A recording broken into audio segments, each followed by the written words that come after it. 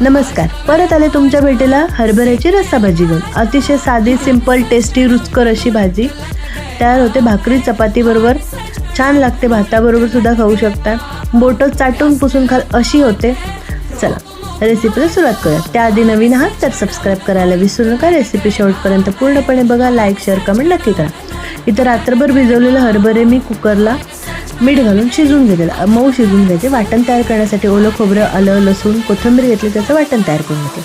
इथं कढईमध्ये तेल घेतलं, त्यामध्ये जिरे, मोहरी घातले. ते तडतडल्यानंतर बेसिक खडे मसाले घातले. कांदा घालून तो गुलाबी रंगावर परतून घेतला. त्यामध्ये टोमॅटो घातले बारीक चिरलेले आणि ते मीठ घालून परतून घ्यायचे, जेणेकरून आपले टोमॅटो लवकर भाजले जातात. आणि तयार केलेलं वाटण घालायचं, त्याला तेल सुटेपर्यंत परतून घ्यायचं. ते परतल्यानंतर बेसिक आपले मसाले घालायचे. लाल मिरची पावडर, गरम मसाला, हळद, हिंग घालून घ्यायचं आणि त्यामध्ये उकडलेले हरभरे घालायचे.